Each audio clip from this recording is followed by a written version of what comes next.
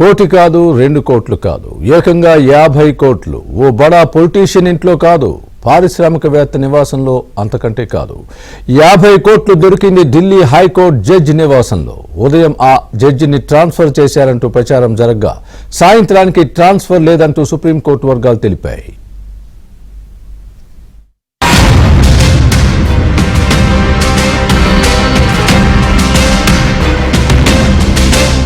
ఎక్కడ చూసినా నోట్ల కట్టలు కట్టలు. ఇదేమీ బ్యాంక్ కాదు, సాక్షాత్తు ఢిల్లీ హైకోర్టు జడ్జ్ యశ్వంత్ వర్మ నివాసం. న్యాయమూర్తికి అంత డబ్బు ఎక్కడి నుంచి వచ్చింది? దేశ న్యాయ వ్యవస్థలో సంచలనం కలిగించే వార్త శుక్రవారం వెలుగులోకి వచ్చింది. ఢిల్లీ హైకోర్టు జడ్జ్ యశ్వంత్ వర్మ నివాసంలో కట్టలు కట్టలు బయటపడ్డాయి. కోటి కాదు 2 కోట్లు కాదు 5 కాదు 10 కోట్లు కాదు ఏకంగా 50 కోట్లు. ఏంటి అవాక్కయ్యారా? ఇదే నిజం. ఇన్ని కోట్ల కట్టలు ఆ ఇంట్లో, అందున ఢిల్లీ హైకోర్టు జడ్జి ఇంట్లో ఎలా ఉన్నాయనేదే ఇప్పుడు మిస్టరీ. ఈ వ్యవహారం అనుమానాస్పద రీతిలో బయటపడింది. నిజానికి హోలీ రోజు 14న ఢిల్లీ హైకోర్టు న్యాయమూర్తి జస్టిస్ యశ్వంత్ వర్మ బంగ్లాలో అగ్ని ప్రమాదం సంభవించింది. ఇంట్లో మంటలు వ్యాపించాయంటూ అగ్నిమాపక సిబ్బందికి కుటుంబ సభ్యులు సమాచారం ఇచ్చారు. ఇంటికి చేరుకున్న ఫైర్ సిబ్బంది మంటలార్పారు. కానీ ఇదే సమయంలో ఒక గదిలో కట్టలు కట్టలు నోట్లు కనిపించడంతో షాక్ అయ్యారు. మంటల్లో కొన్ని డబ్బుల కట్టలు దగ్ధం కాగా మిగిలిన డబ్బుల కట్టలను ఫోటోలు తీసి ఉన్నతాధికారులకు పంపారు. ఆ తర్వాత అగ్నిమాపక శాఖ ఉన్నతాధికారులు కేంద్ర హోంశాఖకు పంపారు. కేంద్రం జోక్యంతో ఈ వ్యవహారం వెలుగులోకి వచ్చింది.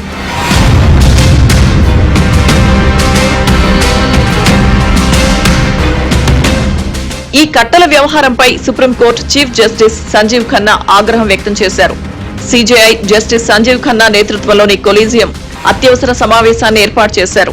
వెంటనే రాజీనామా చేయాలని ఆదేశించాలని కొలీజియంలో సభ్యులు పట్టుబట్టినట్లు సమాచారం.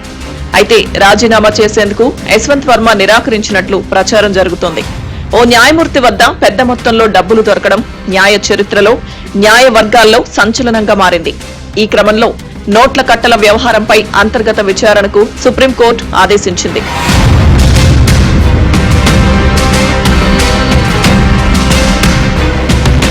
ఇదిలా ఉంటే యశ్వంత్ వర్మ నివాసంలో నోట్ల కట్టల వ్యవహారాన్ని సుప్రీంకోర్టులో bar association president Kapil Sibal తీవ్రంగా పరిగణించారు. న్యాయ వ్యవస్థలో అవినీతి అనేది సహించరాని నేరమని అన్నారు. The issue of corruption within the judiciary is a very serious issue, and this is not something that has been articulated by senior counsel and lawyers in this country for the first time. It's been going on for years and public statements have been made. So I think that it's time for the Supreme Court to start looking at issues of how the appointment process should take place. ఇక supreme court కొలీజియంపై ప్రముఖ న్యాయవాది ఇందిరా జయసింగ్ ప్రశ్నల వర్షం కురిపించారు. Judge నివాసంలో నోట్ల కట్టలు దొరికినప్పుడు కొలీజియం వివరాలు చెప్పి ఉండాల్సిందని అన్నారు. అలాగే జడ్జిని ఎందుకు బదిలీ చేస్తున్నారనే అంశాన్ని ప్రజలకు చెబితే హుందాతనంగా ఉంటుందంటూ కీలక వ్యాఖ్యలు చేశారు. Unfair and improper to make comments on the basis of insufficient information. So I would prefer to request the collegium to be transparent and to publish information relating to this particular incident. మరోవైపు ఈ వ్యవహారాన్ని రాజ్యసభలో Congress MP Jayaram Ramesh ప్రస్తావించారు.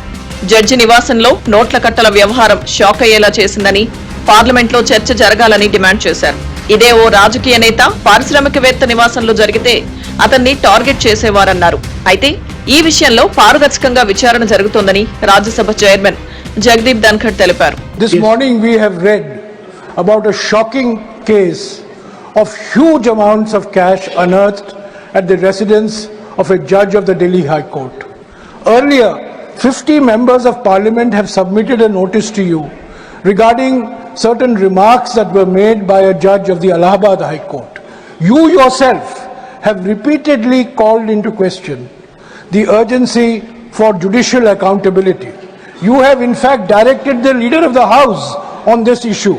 So I request that you please make some observations on this and give necessary directions to the government to come up with a proposal for increasing judicial accountability. ఇక అలహాబాద్ హైకోర్టులో practice మొదలుపెట్టిన యశ్వంత్ వర్మ 2014లో అలహాబాద్ హైకోర్టుకు additional జడ్జిగా నియమితులయ్యారు. ఆ తర్వాత 2016 నుంచి పూర్తి స్థాయి న్యాయమూర్తిగా 5 ఏళ్ల పాటు విధులు నిర్వహించారు. 2021లో ఢిల్లీ హైకోర్టుకు బదిలీ అయ్యారు. జడ్జి యశ్వంత్ వర్మపై అలహాబాద్ హైకోర్టులో పలు అవినీతి ఆరోపణలున్నట్లు ప్రచారం జరుగుతోంది.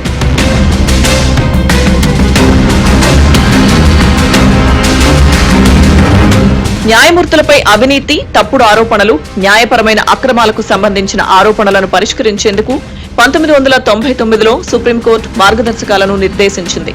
వీటి ప్రకారం ఫిర్యాదు అందిన తర్వాత సంబంధిత జడ్జి నుంచి సీజేఐ సమాధానం కోరుతారు. దాని పట్ల ఆయన అసంతృప్తి చెందితే లేదా ఈ విషయంపై దర్యాప్తు అవసరమని భావిస్తే అంతర్గత కమిటీని ఏర్పాటు చేస్తారు. ఆ కమిటీలో సుప్రీంకోర్టు న్యాయమూర్తి, హైకోర్టుకు చెందిన 2 ప్రధాన న్యాయమూర్తులు సభ్యులుగా ఉంటారు.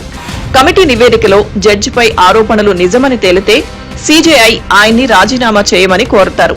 ఒకవేళ అందుకు నిరాకరిస్తే రాజ్యాంగంలోని ఆర్టికల్ 124 సబ్ క్లాజ్ 4 ప్రకారం పార్లమెంటు ద్వారా ఆరోపణలు ఎదుర్కొంటున్న న్యాయమూర్తి తొలగింపునకు చర్యలు ప్రారంభించాలని కేంద్ర ప్రభుత్వానికి సీజేఐ లేఖ రాస్తారు.